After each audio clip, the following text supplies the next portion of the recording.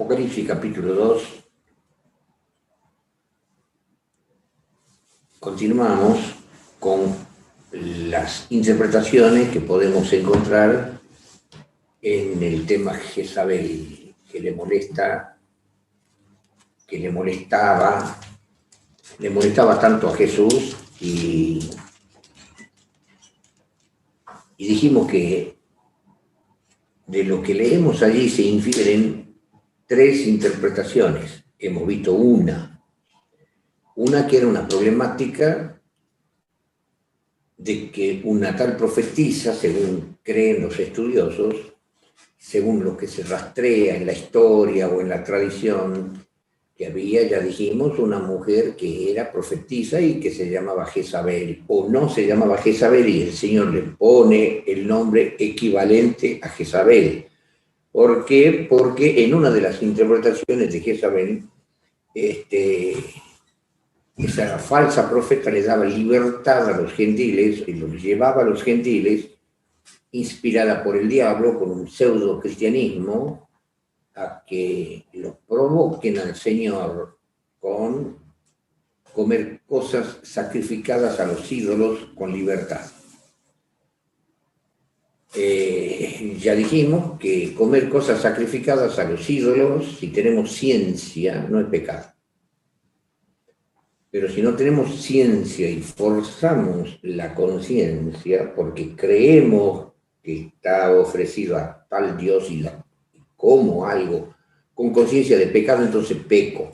Entonces, nos acordamos que el apóstol Pablo les decía a los judíos que tengan cuidado de no herir la flaca conciencia de los gentiles, porque hiriendo la flaca conciencia de los gentiles, hacía que ellos se adelanten a comer cosas sacrificadas a los ídolos, entonces violando su conciencia pecaban contra Dios y se contaminaban. Lo que no era pecado se hacía pecado por la conciencia que ellos tenían de que esta carne estaba ofrecido a tal o cual Dios falso, que según la Biblia eran demonios.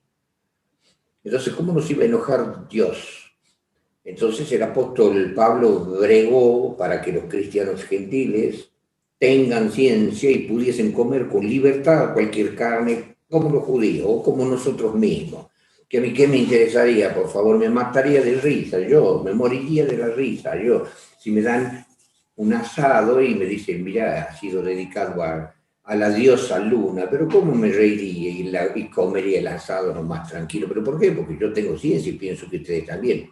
Pero esos gentiles tenían su problemática y era una problemática real, de tal manera que el apóstol Pablo se dedica en varios capítulos y versículos a hablar largo y tendido de las cosas sacrificadas a los ídolos y que se le aconsejaba a los gentiles recién bautizados, nuevitos, con su problemática de conciencia, que no se los estorbe en ninguna de las cosas judaicas, pero tampoco se les permita comer cosas sacrificadas a los ídolos y de fornicación, que ustedes se acuerdan que fue la temática del primer concilio que hubo, que lo vemos o lo leemos en Hechos de los Apóstoles en el capítulo 5. 15, en Hechos de los Apóstoles capítulo 15.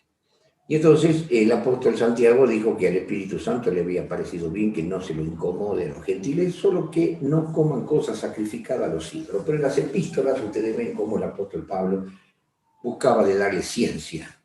Pero mientras no tenga ciencia, hacían que los gentiles pequen y les dice a los judíos cristianos que ellos hacían que ellos pequen y ellos pecaban. Mire qué grave. Por eso lo leemos en Apocalipsis, una problemática real de las iglesias de aquel entonces, porque estamos hablando de la iglesia de Tiatira, estamos hablando de una iglesia que nace en el año 538 de la era cristiana y llega hasta el año 1798, el famoso periodo de los 1260 días proféticos, que son años.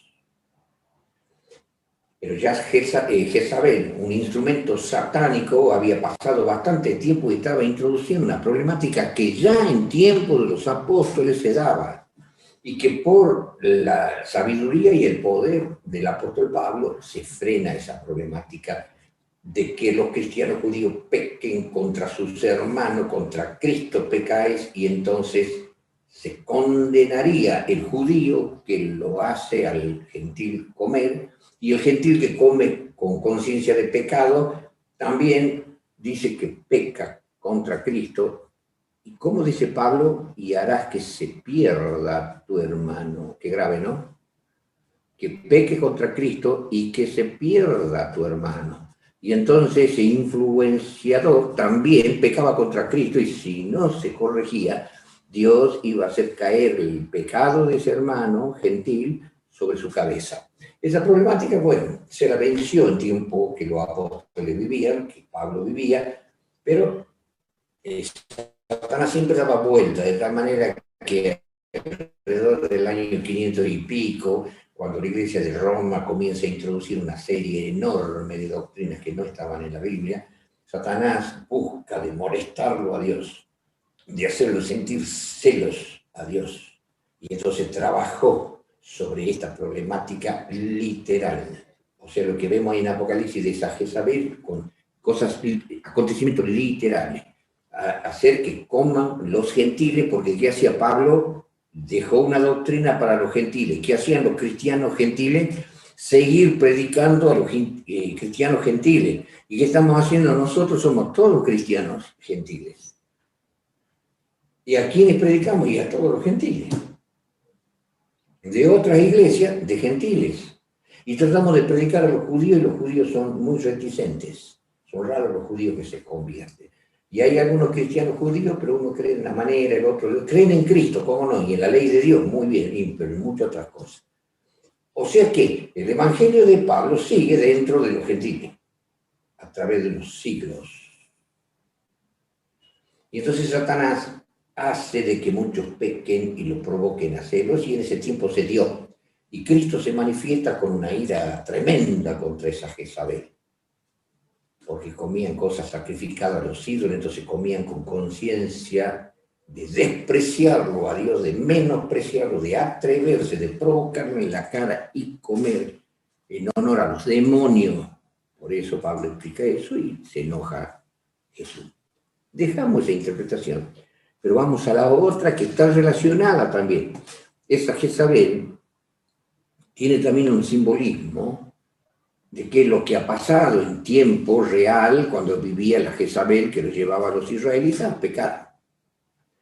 Y a pecar de diferente manera, a fornicar, como no guardaban bien la ley de Dios, y era una tendencia que ustedes se van a cansar de ver en el Antiguo Testamento y en el Nuevo, de tener sexo, adulterio y fornicación era una cosa muy común, aparte de todos los otros pecados, porque si nosotros perdemos la conciencia de lo que significa la ley de Dios y obedecer la ley de Dios, entonces podemos pecar de una manera, de otra y de otra, y varios mandamientos en la ley.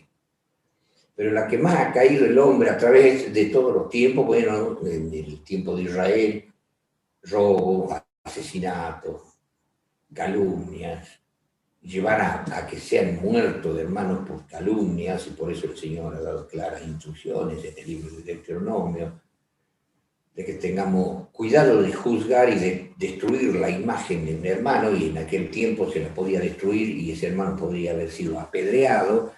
Entonces los judíos llegaron con el tiempo a ser malos. Y bueno, y cuando vino Cristo levantaron falso testimonio también sobre Cristo, para que se los mate. Él dijo tal cosa, y bueno, ¿por qué vamos a hablar? Los israelitas violaron la ley de Dios y llegaban a matar a los profetas. Bueno, y los cristianos, y uno de los pecados, bueno, sobresalientes, lo leemos en la Biblia, adulterio y fornicación. Y en el tiempo de los cristianos vino la lluvia de Pentecostés y estaban fornicando muchos de los jóvenes, o no, estaban fornicando con rameras, pero miren ustedes. Y a través de los siglos se ha dado también eso. Y en la iglesia adventista actual también, sin entrar a decir quién sí y quién no. Pero ese tipo de degeneración está muy dado.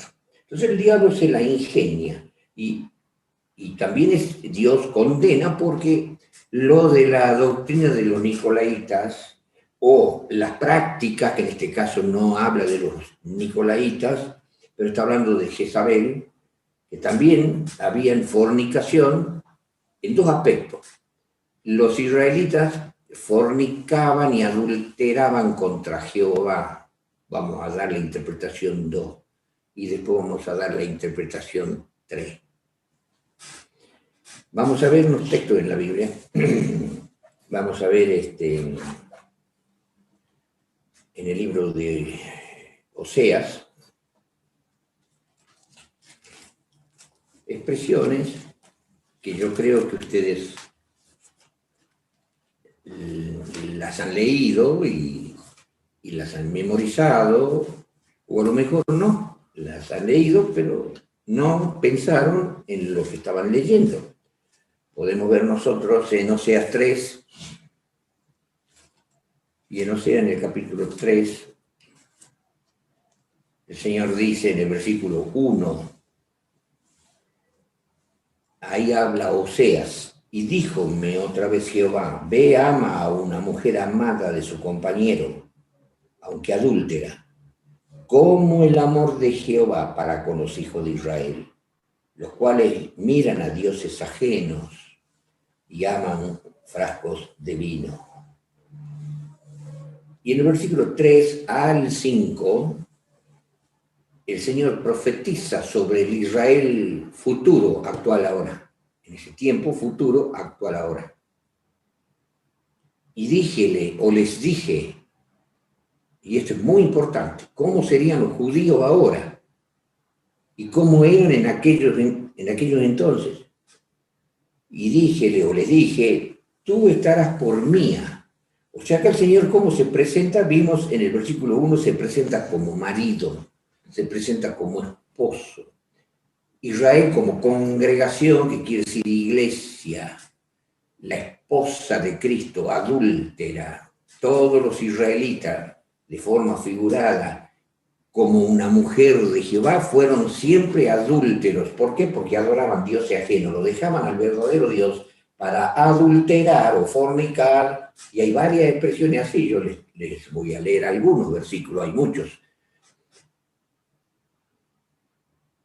Y el Señor decía que fornicaban, que adulteraban con dioses ajenos. Y él era un marido fiel, Jehová era un marido fiel. Por eso es que leemos nosotros en Apocalipsis el casamiento del Cordero con la iglesia. Eso lo leemos de forma figurada. Pero Israel toda la vida fue desobediente. Y entonces leemos que el Señor dice, tú estarás por mía muchos días proféticos. Ya no fornicarás, ni tomarás otro varón, pero yo tampoco vendré a ti. Nos detenemos un poquito en ese versículo. Profetiza acá Oseas por el Espíritu Santo y se cumplió. En tiempo de Israel, y repasen el Antiguo Testamento, cuando lean, presten más atención, no sé, que van a ver cómo Israel con tanta facilidad se iba tras de dioses ajenos. ¿Para qué lo vamos a comentar? ¿Sí o no? ¿Saben? ¿Se acuerdan? Apenas se ha demorado un poquito Moisés en el monte de Sinaí. ¿Qué ha pasado? Han hecho cosas que ni ustedes ni yo lo haríamos. Lo habían visto a Jehová. Semejante gloria. Los liberó de la esclavitud de los egipcios. Vieron 10.000 manifestaciones. Y apenas se ha demorado. Y vieron ahí el monte de Sinaí, que bajó Jehová y habló. Y se demoró Moisés y ahí nomás dijeron, bueno, busquemos oro y hagamos un becerro de oro, y lo adoraron al becerro de oro. Y vino Dios y cómo no se iba a enojar Dios y mató a un montón de israelitas. Hermanos, ¿y para qué les voy a seguir contando si ustedes se acuerdan tanto versículos? Pero acá Dios dice que los israelitas después que Cristo los dejó, un poquito antes de que Cristo los dejó, que Jesús le dijo, he aquí, vuestra casa es dejada desierta. Jerusalén, Jerusalén, le dijo Cristo, que matas a los profetas y a los que son enviados a ti. ¿Cuántas veces quise juntar a tus hijos como la gallina juntas a sus polluelos debajo de sus alas y no quisiste? He aquí, vuestra casa es dejada desierta. Termina la dispensación judaica, como se llama en teología, y comienza la dispensación de los gentiles. Y entonces los israelitas, se cumplen profecías, donde es destruida la ciudad de Jerusalén, en el año 70 de la era cristiana, los israelitas son llevados dispersos, como dice el libro de San Lucas en el capítulo 21, de la famosa diáspora, y se quedaron sin patria hasta el año 1848, y después del año 1848 prepararon un ejército, y en la guerra de los 6 días, en el año 1967, recuperaron a Jerusalén. Y en el año 2000, casi 18, pero 17 y meses, Trump decreta que Tel Aviv ya no iba a ser más capital de Israel, sino Jerusalén. Se cumple. ¿Para qué vamos a hablar de profecías y tiempo que están metidos allí? Año casi 2018, Jerusalén pasa a ser otra vez capital de Israel en cumplimiento de ciertas profecías bíblicas. Y ese Israel tiene una característica a partir de la diáspora y un poco antes de la diáspora, que nunca más adoraron a dioses falsos. Pero nunca más los israelitas adoraron ni a la luna, ni al sol, ni a las estrellas, ni a Dagón, ni a Chemo, ni a Tarot, a nadie. Hermanos, los israelitas son fieles a Jehová. Ahora no se les cruza por la cabeza de tener dioses ajenos a los israelitas. Y entonces Dios le dice, tú estarás por mí a muchos años, muchos días proféticos. Ya no vas a fornicar nunca más. No vas a adorar a dioses falsos, no vas a adulterar. Y entonces dice el versículo 4, porque muchos días, o sea, muchos años, estarán los hijos de Israel sin rey, sin príncipe, sin sacrificio, sin estatua, sin efod y sin terafín. Ahora noten en el versículo 5, qué interesante.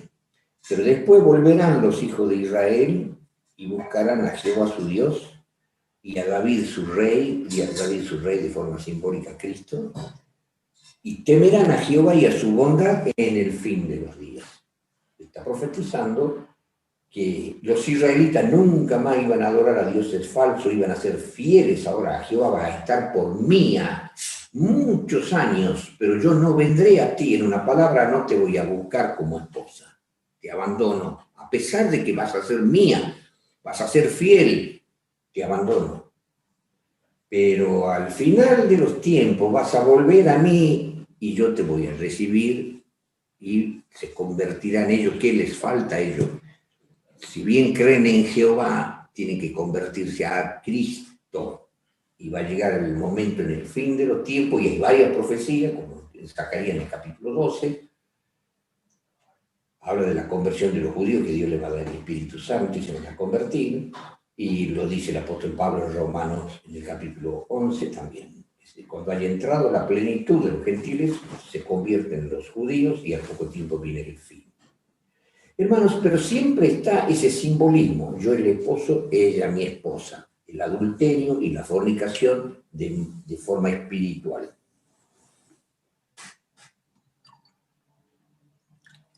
Vamos a ver otro texto, hermanos.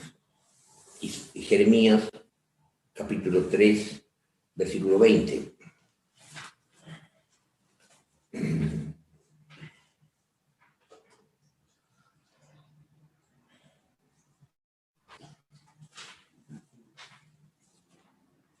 Jeremías 3:20.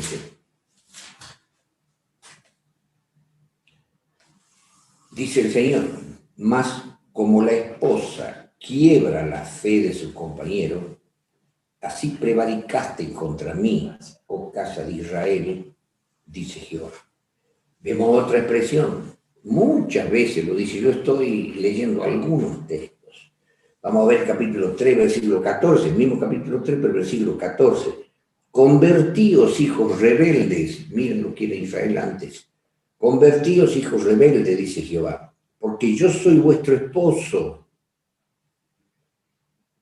y os tomaré, dice, uno de una ciudad y dos de una familia, y os introduciré en Sión. Si ellos se convertían, Dios les prometía bendiciones, pero eran rebeldes nomás. En el capítulo 31, versículo 32, Jeremías, capítulo 31, versículo 32, dice: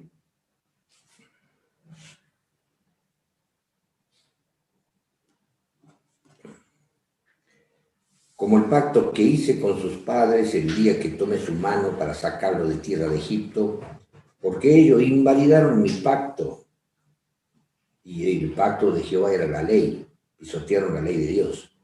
Bien que yo fui un marido para ellos, dice Jehová. Bueno, vamos a dejar la comparación de texto, hay mucho. Yo soy el marido, yo soy el esposo, Israel la esposa o la mujer. Bueno, entonces, la segunda aplicación que tenemos ahora, fíjense, que los cristianos abrazaron una fe pura en tiempo de los apóstoles, ¿se acuerdan? Pero cuando mueren los apóstoles comienzan a introducirse doctrinas erróneas. Pero en tiempo de la iglesia de Roma, hermano, en ese periodo de Tiatira, 1260 años, y yo les había leído la vez pasada la cantidad de doctrinas, y no son todas, ¿no? Yo tengo en otro libro más doctrinas que han introducido y da la fecha. Entonces, la iglesia cristiana primitiva, cuyo marido ahora, ¿quién es? Para nosotros, ¿quién es nuestro esposo y nuestro marido? Cristo. Y ellos dejaron a Cristo, se fueron tras de santos, venerar a la Virgen María, a los santos, dejaron a Cristo como el sacerdote que perdona los pecados, y entonces comenzaron los cristianos a confesarse a los curas, y los curas perdonan, tienen la potestad de Cristo, el trabajo que Cristo está haciendo en el santuario celestial, ellos lo han echado por tierra, dice la Biblia, porque el sacerdote que es Jesucristo en el santuario ha sido reemplazado por el sacerdote ese que conocemos que andan por la calle. Y entonces van los católicos y le confiesan su pecado al sacerdote y el sacerdote perdona. Entonces lo han dejado también a Cristo. Entonces eso es lo que veía el Señor, que la iglesia cristiana primitiva se estaba introduciendo doctrinas donde literalmente esas doctrinas no tenían nada que ver con la doctrina de Dios, y en forma simbólica era dejarlo al Cristo, al esposo, al Dios verdadero, por una doctrina falsa. Entonces estaba viendo así como ha hecho Jezabel, diluir las verdades y la obediencia de los judíos hacia Dios por causa de que ella era la esposa de Acab. En este caso, la iglesia de Roma ha diluido las doctrinas de Dios y lo ha llevado a todos, a los que no abrazan las verdades de la Biblia, a tener un Dios ajeno, fornicar y adulterar con otros dioses, que en este caso son los demonios, que el apóstol Pablo dijo, o cualquiera de los apóstoles, Juan también lo dijo, Pedro también lo dijo, que con la muerte de ellos iban a entrar doctrinas de demonios. Ese es el problema. O la doctrina una es de Dios, y la otra de quién es, de los demonios, y Dios es el verdadero esposo, y el diablo ¿qué es? No quiere reemplazar a Dios. Entonces el cristianismo comenzó a seguir doctrina satánica, entonces al estilo Jezabel, en la segunda interpretación, que hacía que se enardezca el Señor de ira de ver cómo los cristianos pisoteaban la ley de Dios, pisoteaban las doctrinas de Dios, las enseñanzas de la Biblia, y se iban tras de esos dioses, demonios que han introducido las doctrinas satánicas. Y nos acordamos y lo hemos leído nosotros en 2 de Corintios, en el capítulo 11, donde el apóstol Pablo decía: y estos son falsos apóstoles, obreros fraudulentos. Y no es maravilla, porque el mismo Satanás se transfigura en ángel de luz, así que no es maravilla si sus ministros se transforman o se transfiguran en ministros de Cristo. Y eso ha pasado a través de los siglos. Entonces, la segunda aplicación que tiene lo que leemos en la iglesia de Tiatira con Jezabel, donde la doctrina de Dios lo llevan al hombre a dejarlo al Dios verdadero, a Cristo, y a seguir doctrina de demonios y a provocarlo a celos al Señor, a adulterar con los demonios, dejándolo a Cristo, es la segunda aplicación. O sea que ese periodo es un periodo tremendo, terrible, inclusive de persecución a los cristianos, de muerte a los cristianos. Millones bajaron a la tumba perseguidos de cristianos que llevaban del evangelio que podían conocer y peleaban contra el papado y el clero, etcétera, etcétera. O sea, ha sido un tiempo terrible, el oscurantismo que se le llama. 1260, casi 1260 años, la iglesia de Tiatira. Ahora viene la tercera interpretación. Han entendido entonces la segunda. Ya Dios ve que todos dejan la pureza de la doctrina y se van tras doctrinas falsas, que eran doctrinas del demonio. El demonio ha triunfado. No obstante, Dios tenía hijos fieles. En esa multitud había gente engañada, de buen corazón, que el Espíritu Santo hacía su trabajo. Porque ¿a dónde estaba ya el gran predicador? Bueno, había un Wycliffe, bueno, había un Lutero, bueno, había un Calvino. Como sea, siempre habían algunos, los hugonotes. Dios tenía hijos fieles. Y ustedes van a notar que en la iglesia de Tiatira, veamos en la iglesia de Tiatira, acá vamos a encontrar palabritas que si leemos superficialmente el capítulo 2 del Apocalipsis no nos damos cuenta. Si lo leemos detenidamente, nos damos cuenta. Noten que el Señor dice a la iglesia de Tiatira en el capítulo 2, versículo 19, yo he conocido tus obras y amor o caridad y servicio y fe y tu paciencia y que tus obras postreras son más que las primeras. ¿Por qué dice así? Y bueno, ahora vamos a explicar algo, lo que sucede. Esa iglesia se corrompe, pero las obras postreras son mejores que las primeras, porque en ese periodo comenzaron a surgir muchos predicadores destacados, perseguidos, muertos, seguidores que seguían la doctrina de esta gente elegida de Dios sin que conozcan la profundidad de la doctrina de Dios, pero lo necesario. Así como el Espíritu Santo está trabajando en un montón de gentiles que se van a salvar. Y que busca el Señor de que sean fieles, que sean morales, dentro de lo maometano, dentro de lo hinduista, dentro de lo budista, etcétera, etcétera. Hay gentiles trabajados por Dios. Y entonces Dios también tenía en esa iglesia el Espíritu Santo contrarrestaba en esta doctrina de demonio que ingresaba por ese pseudo cristianismo y por el papado y las persecuciones. Y entonces, ¿qué nota el Señor? Que en ese periodo tus obras postreras, en 1260 años, son mejores que las primeras porque, digamos así, el evangelismo fue creciendo más que el catolicismo. De tal manera iba creciendo el seguir lo evangelio y las persecuciones comenzaron a ceder.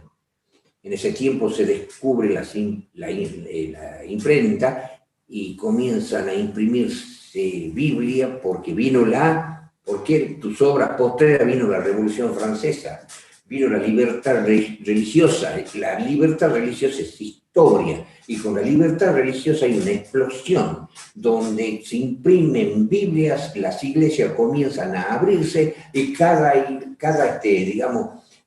cristiano podía tener su confesión diferente, pero ya evangélicos, y comenzaron a predicar el evangelio, y predicar la Biblia con libertad, y entonces la iglesia de Roma cede. Se descubre la famosa tierra de libertad, Estados Unidos, y comienzan a viajar un montón de gente de pensamiento puramente evangélico y se van a Estados Unidos y huyen de Europa. Entonces la iglesia de Roma hace cesar las persecuciones, se les comienzan a ir muchísimos europeos, entonces llegan a poblar, digamos así entre comillas, Estados Unidos, y nace el mundo evangélico. Tus obras postreras que terminan dominando son mejores que las primeras, donde la iglesia de Roma iba teniendo mucho éxito subyugándolo a los cristianos y no dejándolos pensar adecuadamente. No sé si me entienden, hermano. O sea, que en eso está este versículo, está mostrando lo que pasaría en ese largo periodo. ¿Qué más vamos a ver ahora? Entonces, en la tercera interpretación, ahora vamos a ir al individuo con el Jezabel, al individuo. Vamos a leer entonces los versículos 20 al 23, y esto es terrible. mas tengo unas pocas cosas contra ti porque permites a aquella mujer Jezabel que se dice profetiza enseñar y engañar a mi siervo a fornicar. Ya vimos la primera interpretación literal en tiempo, como ocurría en tiempo de los apóstoles, y la iglesia de Roma hacía que muchos gentiles coman cosas sacrificadas a los ídolos. Y Jezabel o una gran profetisa los confundía. Pero hay otra interpretación.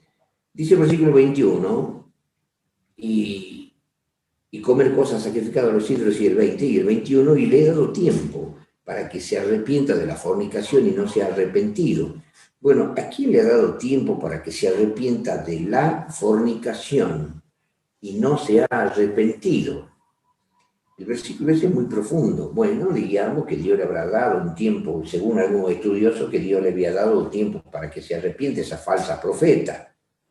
Pero hay cosas que no las podemos rastrear porque no tenemos una historia donde podemos nosotros, reciente, donde podemos nosotros inquirir y descubrir de qué se trate.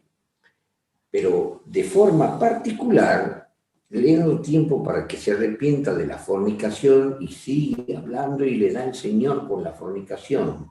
¿Y qué hemos leído nosotros que hacían en la iglesia cristiana primitiva con la lluvia de Pentecostés? Y muchos fornicaban, porque estaba la doctrina de los nicolaitas, y muchos se dedicaban al libertinaje sexual como entendido por Dios, como que Dios comprendía, y bueno, fornicaban, y lo molestaba, dice, yo aborrezco esa doctrina, decía Cristo, aborrezco.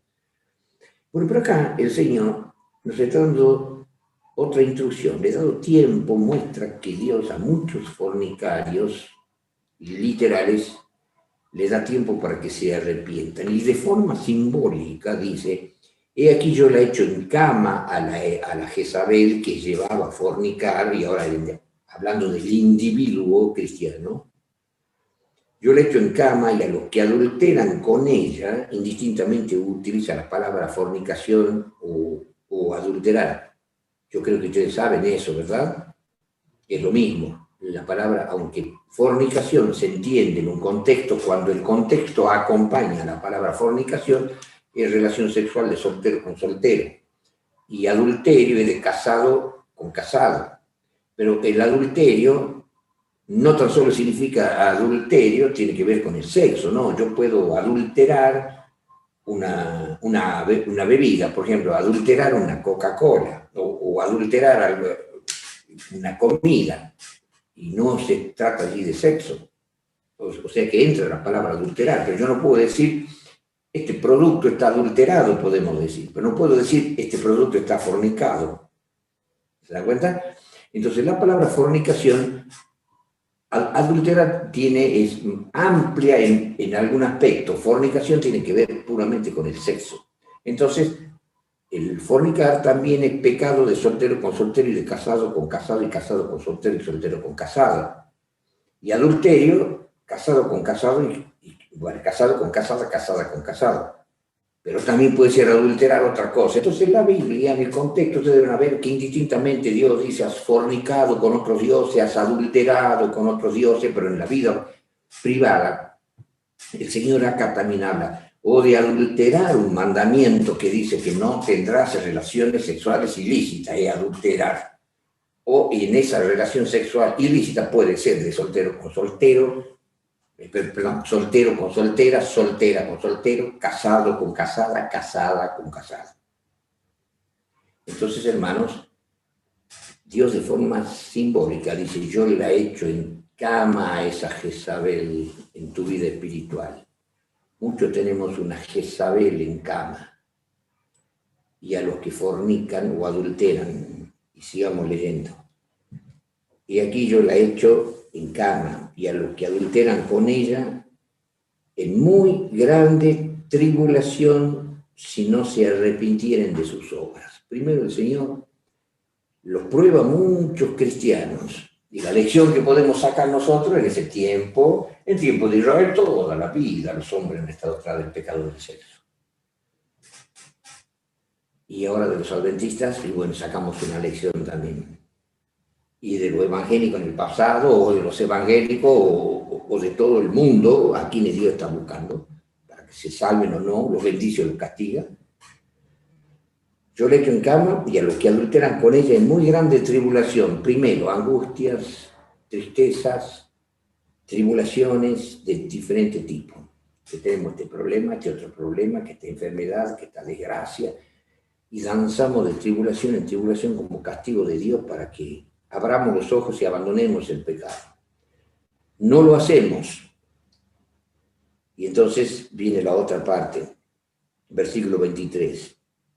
Y mataré a sus hijos con muerte. Y todas las iglesias sabrán que yo soy el que escudriño los riñones y los corazones y daré a cada uno de vosotros según sus obras. Cuando no aprenden los hijos de Dios y uno sigue nomás ya declara, como dice el sabio Salomón, bienaventurado el que siempre anda temeroso, pero el que endurece su corazón y se rebela, caerá en el mal.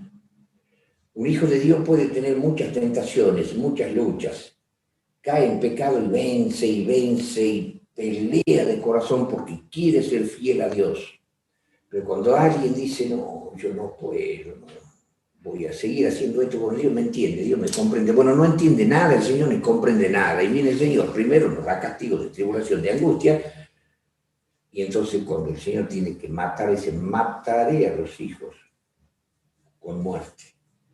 Y entonces hablan todas las iglesias que yo escudriño los corazones y los riñones y que les pagaré a cada uno de acuerdo a sus obras. Entonces, si vamos a hacer un estudio de los castigos de Dios, hay algunos, y ya lo hemos comentado, que dicen que Dios no castiga. No, Dios castiga, y dicen, no, el diablo es el que castiga. No, el Señor le da permiso al diablo para que produzca males, para ejecutar los castigos de Dios, nos abandona en manos del diablo, pero Dios también castiga directamente.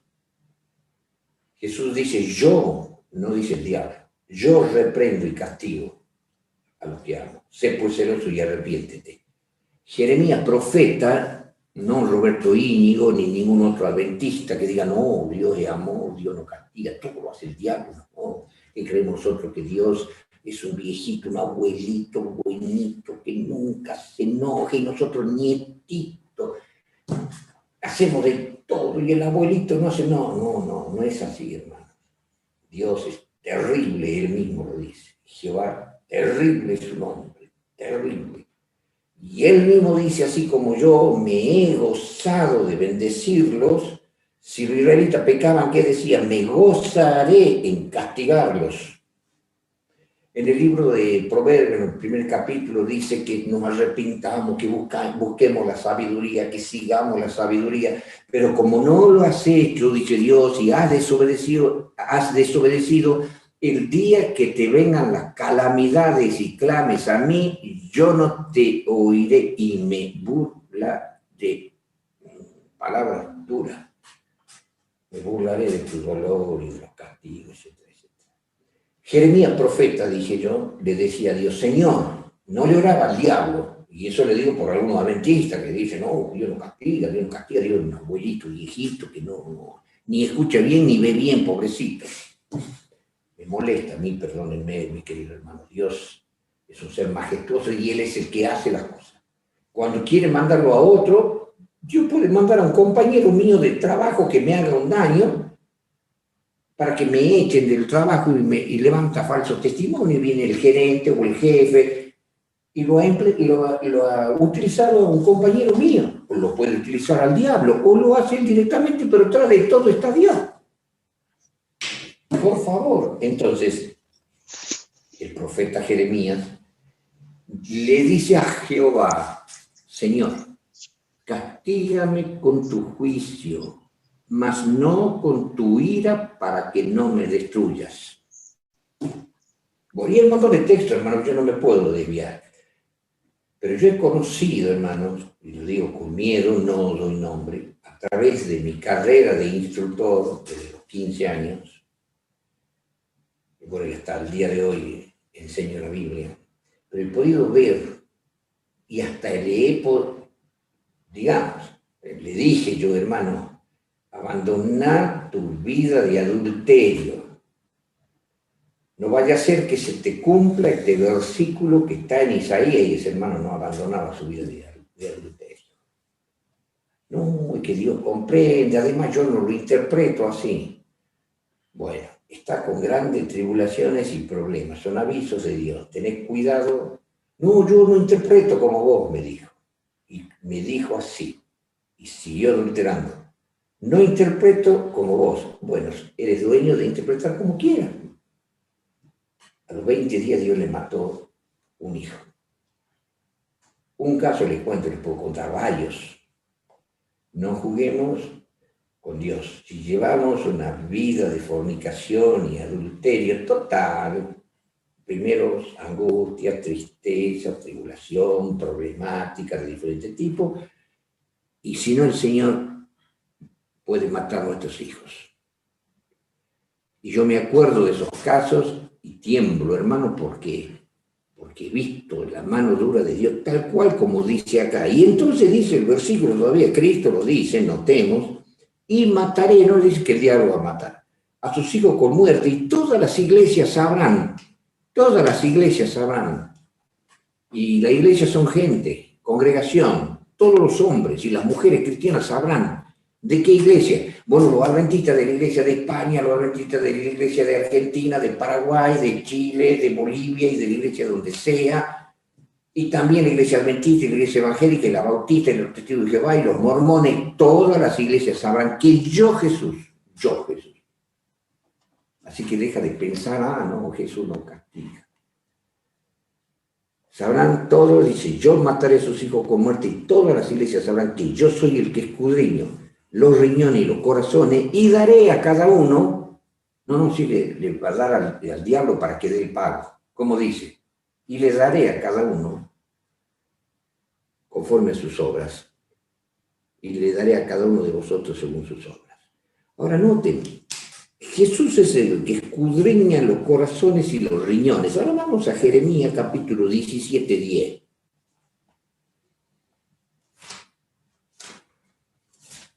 Jeremías 17, 10.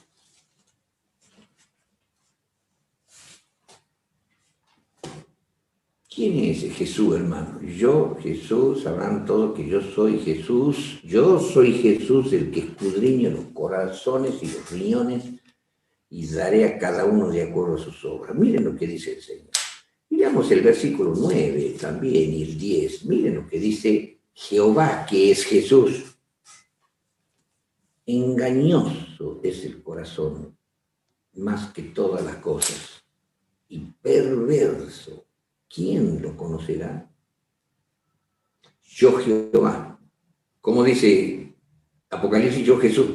Como dice acá, yo Jehová, que escudriño el corazón, que pruebo los riñones, para dar a cada uno según su camino, según el fruto de sus obras.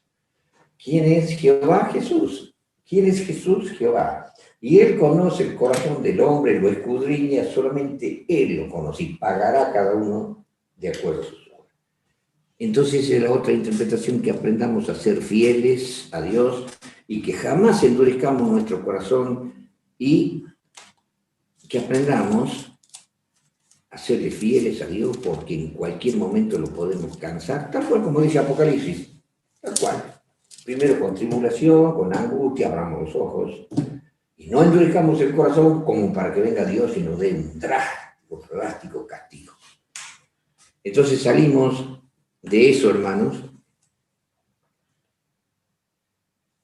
Esa es la otra segunda interpretación, era el casamiento de las doctrinas falsas de los demonios con Dios, que no podía ser, era un adulterio, era una fornicación, y el otro es la reprensión personal, el castigo personal que Dios nos puede dar a nosotros. Ahora ya para ir terminando, hermanos, vamos a anotar acá algo, volvamos a Apocalipsis, y abramos los ojos, porque encontramos huellas que son destacables en Apocalipsis, en el capítulo 2. Leemos, o continuamos leyendo, versículo 24, pero yo digo, vosotros y a los demás que están en Tiatira, cualesquiera que no tienen esta doctrina y que no han conocido las profundidades de Satanás, como dicen, y estaba hablando de toda la doctrina que se introduce en la iglesia de Roma, en el cristianismo, yo no enviaré sobre vosotros otra carga. O sea que Dios nos está exigiendo mayor conocimiento y obediencia de acuerdo a un mayor conocimiento a toda esa gente que abrazaban una fe en muchos aspectos equivocados. Ellos no conocían la ley de Dios, en su plenitud, ellos no conocían el sábado, ellos creían en la inmortalidad del alma y el Señor no los condena, los deja. No les voy a dar otra carga teológica a ustedes y les voy a estar reprendiendo como hacía con la iglesia de Éfeso. ¿Por qué? Porque estaban los pobres tan rodeados y gobernados por una potencia, por el cuerno de la cuarta bestia, que tenía tal poder e influencia diabólica, y que fue el tiempo de las persecuciones, las torturas y las muertes. Entonces el Señor le dice, yo no les voy a dar otra carga. Pero noten lo que dice el Señor, en el versículo 25. Empero la que tenéis, tenedla. O sea, el conocimiento y la lucha que ellos tienen de acuerdo a su conocimiento para ser fieles, las que tenéis, tenedla, hasta que yo venga. Por primera vez dice Jesús, hasta que yo venga, y ese periodo llega hasta el año 1798, lo que se conoce en la Biblia como tiempo del fin. Ahí el Señor utiliza por primera vez esa expresión, hasta que yo venga. ¿Pero por qué digo esto? ¿Dónde están las cosas destacables que yo le digo? Bueno, ahora fíjense, vamos a buscar en el capítulo 2, ese es el versículo 25, pero ahora vamos a ir al capítulo 3, versículo 3. Sin hablar de la iglesia que sigue, pero a esa iglesia que sigue el Señor le dice, en el versículo 3 del capítulo 3, acuérdate pues de lo que has recibido y has oído y guárdalo y arrepiéntete, y mucho tenemos que hablar cuando hablemos sobre esa iglesia. Y si no velares, vendré a ti como ladrón y no sabrás en qué hora vendré a ti. Cuando habla de la iglesia que sigue, ya vuelve a introducir la expresión yo vengo como ladrón. ¿Me van siguiendo, hermano? Comienza por primera vez con la iglesia de Tiatira, en el final de la iglesia de Tiatira. La carga que tenéis que tener hasta que yo venga. Con esta otra iglesia, que es posterior, que sean fieles a Dios. ¿Por qué? Porque yo voy a venir como ladrón y no sabrás a la hora que ha de venir. Y efectivamente, hermano, cuando estudiamos esa iglesia nos vamos a dar cuenta que Jesús le dice bien como ladrón. ¿Y qué quiere decir como ladrón? ¿Y por qué se lo ha dicho como ladrón? ¿Y por qué a nosotros los adventistas no se nos dice como ladrón? Aunque podemos sacar lecciones. Ahora vamos a la otra iglesia, hermanos. En la otra iglesia, capítulo 3, en el versículo 11, le dice, he aquí yo vengo presto, retén lo que tienes para que ninguno tome tu corona. A esa iglesia también le dice yo vengo. De otra manera le dice yo vengo presto. Y después habla la última iglesia, hermano, la de la Odisea. Que de la Odisea tenemos bastante para hablar. Se refiere a la iglesia adventista. Y algunos piensan que se refiere a la iglesia adventista nada más. Sí se refiere a la iglesia adventista como verdad, como doctrina, pero el mensaje va para muchos cristianos de todas las otras iglesias, la de la Odisea también. Pero ahora, hablando en forma, digamos, con propiedad, la última iglesia, la adventista, ¿cómo se le presenta el Señor a la iglesia adventista? Noten, en el capítulo 3, y vamos a ver entonces en el versículo 20. He aquí yo estoy a la puerta y llamo. Si alguno oyere mi voz y abriere la puerta, entraré a él y cenaré con él y él conmigo. No sé si se van dando cuenta.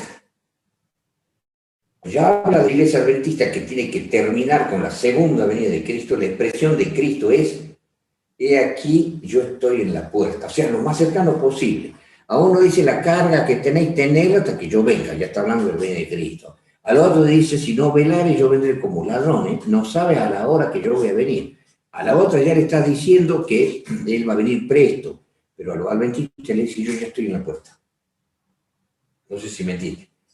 Más que nunca, para los adventistas, la venida de Cristo ya está encima. Y ahora más que nunca, con todas estas cosas que están ocurriendo, la venida de Cristo está a la puerta, está encima nuestro. Más allá de las lecciones que podemos sacar, que Cristo está a la puerta, golpeando la puerta de nuestro corazón para que le abramos y seamos fieles, etcétera, etcétera. Pero en el aspecto profético, ustedes dan cuenta que él comienza ya a hablar de su venida a partir de 1798, que la Biblia le llama tiempo de fin.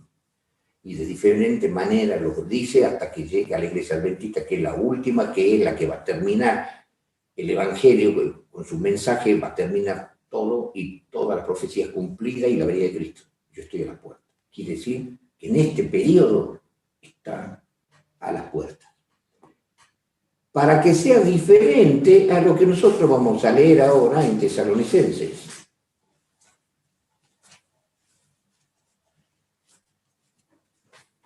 Busquemos segunda de Tesalonicenses.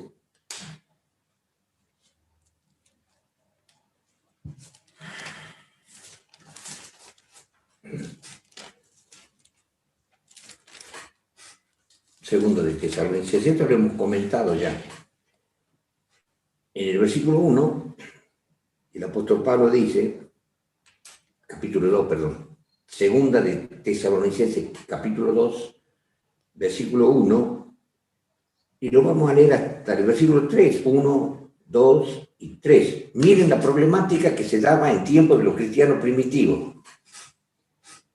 Emperos rogamos, hermanos, cuanto a la venida de nuestro Señor Jesucristo y nuestro recogimiento a Él, que no os mováis fácilmente de vuestro sentimiento, ni os conturbéis, ni por espíritu, si alguien decía el Espíritu Santo me dijo, ni por palabra, si alguno predicaba a la iglesia, ni por carta como nuestra las epístolas, como que el día del Señor está cerca. Versículo 3. Cuidado, miren qué grave. No os engañe nadie, en ninguna manera, porque no vendrá Cristo sin que venga antes la apostasía y se manifieste el hombre del pecado y el hijo de perdición, etcétera, etcétera, etcétera. O sea que el apóstol Pablo estaba diciendo que nadie crea, ni por espíritu, ni por palabra, ni por carta como nuestra, plural. Ningún apóstol estamos predicando que la venida de Cristo está cerca para los cristianos primitivos, porque comenzaron ellos a pensar que Cristo iba a venir para el tiempo de los apóstoles, y el apóstol Pablo dice, no, muchachos, falta mucho para que venga Cristo, no se dejen engañar, todavía le dice. No crean fácilmente esas cosas, porque no vendrá Cristo sin que venga la apostasía. Y la apostasía y el hijo de perdición, si bien está hablando del cuerno pequeño de la cuarta bestia, han habido muchos cuernos pequeños, digamos así, primero comenzando con Constantino, después los otros emperadores, después Justiniano, que le entrega la corona al Papa Vigilio, ya comienza a haber un emperador cristiano y pasan 1260 años con papas, y ahora hasta el día de hoy seguimos teniendo el dominio del cuerno pequeño, pero el apóstol Pablo dice que va a venir. Ahora noten. ¿Qué dice el versículo? Cuando se manifieste el hombre de pecado. No está hablando de todos los papas. El hombre, hay uno destacado. Y se manifiesta el hombre de pecado, dice el versículo 3, el hijo de perdición. Versículo 4, oponiéndose y levantándose contra todo lo que se llama Dios o que se adora, tanto que se asienta en el templo de Dios como Dios, haciéndose parecer Dios, es lo que dice Apocalipsis 3 y Apocalipsis 16, que lo vamos a estudiar después. Va a venir un papa que va a tener tal dominio del mundo entero, y se explica después cómo y por qué, ya lo vamos a estudiar. Pero ahora noten que no está hablando de todo, sino de un papa que va a dominar al mundo. ¿Y qué dice acá? Dice en el versículo 8, y entonces será manifestado aquel inicuo, no los inicuos, aquel inicuo que el apóstol Pablo está haciendo referencia, al cual el Señor matará con el espíritu de su boca y lo destruirá con el resplandor de su venida. Aquel inicuo cuyo advenimiento es según operación de Satanás con grande potencia y señales y milagros mentirosos. Ahí va a ser la conversión que leemos en Apocalipsis 13 y en Apocalipsis 16. El último jefe de la Iglesia de Roma, con un poder terrible, con grandes señales, milagros y poderoso, que va a hacer descender fuego del cielo y lo va a convertir al mundo entero, y va a ser el último papa. Ya no creo que sea Francisco, porque ustedes saben que tiene una enfermedad, lo van a operar del colon, tiene una enfermedad degenerativa, que bueno, no sabemos que viva mucho tiempo, pero va a venir el último, y ese que va a gobernar al mundo entero, católico, protestante y de todas las iglesias. Entonces, ese va a pelear contra Cristo, y Cristo lo va a destruir con su gloria y el resplandor de su venida.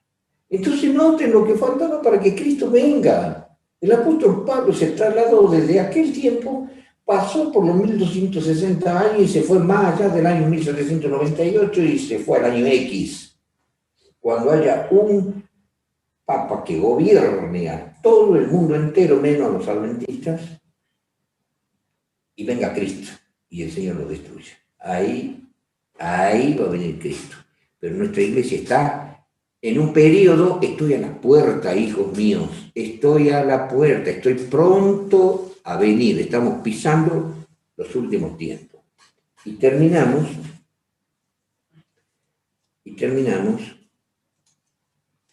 volviendo al Apocalipsis capítulo 2, y en Apocalipsis capítulo 2 el Señor le promete a la iglesia de Tiatira, le dice, versículo 26, y al que hubiere vencido y hubiere guardado mis obras hasta el fin, yo le daré potestad sobre las gentes. Versículo 27, y las regirá con vara de hierro y serán quebrantados como vaso de alfarero, como también yo he recibido de mi Padre, y le daré la estrella de la mañana. El que tiene oído, oiga otra vez lo que el Espíritu dice a las iglesias. Inicia diciendo, yo Jesús dice tal cosa, y termina diciendo, el Espíritu lo dice. Jesús, el Espíritu. Jesús y el Espíritu. ¿Pero qué le dice Dios? Vamos a ver acá. El que hubiere vencido y hubiere guardado mis obras, yo le voy a dar potestad sobre la gente. ¿Y por qué dice así Jesús?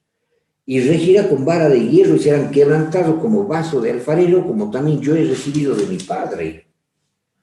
Una de las características de Cristo, siendo Dios, y sin hablar de todos los misterios, porque se me vienen todos los versículos de la belleza de quién es Cristo. Cristo es el todo que brota de Dios, de la infinito de todas las cosas bellas, preciosas que pueda tener Dios, potencia, amor y poder y lo que sea.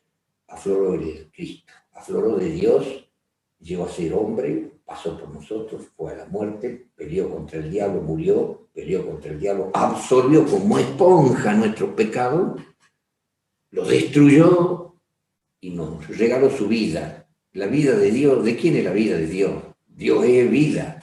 La vida de Dios es nuestra, hermano. Dios nos ha dado su vida para que tengamos vida. Ese maravilloso Cristo, hermano, ese maravilloso Cristo dijo, yo salí de Dios y a Dios vuelvo. Cuando Él sale de Dios, ¿para qué vino? Lo han pisoteado, lo han perseguido, lo han torturado, lo han escupido, le han clavado una corona de espina a Jehová, hecho carne, hermano. Me han pisoteado y ahora dice Cristo, así como yo también he recibido del Padre. Cuando Cristo venga en gloria y majestad, vendrá a destruir a sus perseguidores y a todos sus enemigos y los pisará, como ya está profetizado en la Biblia, en aquel entonces Cristo como Jehová de los ejércitos. Y es el día de la venganza de Jehová. Y entonces Él nos promete, les promete a aquellos de Tiatira que fueron perseguidos, hermanos, por el clero, fueron torturados y bajaron a la tumba torturados y han muerto por Cristo, por el Evangelio de Cristo, por lo que ellos creían y no aceptaban al clero ni a la bestia ni a las falsas doctrinas y fueron perseguidos. Entonces el Señor a ellos les dice, y noten las características, yo a ustedes les voy a dar lo que yo he recibido de mi Padre. A mí también me han perseguido, a mí también me han torturado, a mí me han matado. Yo he recibido de mi Padre que yo me vengue de mis enemigos, pisotea a lo malvado, bueno, yo voy a hacer que ustedes hagan lo mismo. Entonces nos estamos dando cuenta que el Señor está hablando del periodo de los 1260 años donde los cristianos fueron terriblemente perseguidos, torturados y muertos. Ahora les va a tocar a ellos en la glorificación de los hijos de Dios pisotear a todos los perseguidores que resuciten. Y no va a escapar ninguno de todos los daños que hayan hecho. Serán castigados y podrán ellos glorificados, ya no ser ninguno perseguido, ni mal mirado, ni menospreciado, sino terriblemente glorificado a la vista de Dios y con la potencia que Dios les dará a sus hijos, pisotearlo a los malvados. Y como dice acá, les daré potestad sobre las gentes y las regirá con vara de hierro y serán quebrantados como vaso de alfarero, como también yo he recibido de mi Padre. Se les promete a todos esos perseguidos pisotear a los que lo han perseguido. Y terminamos con la iglesia de Tiatira. Si Dios quiere, en el capítulo 3 vamos a ver el fin del romanismo, el periodo de la libertad religiosa y el surgimiento de los evangélicos. ¿Qué dice Jesús? Qué importante. Bueno, le agradezco la atención y que Dios lo bendiga abundantemente a todos.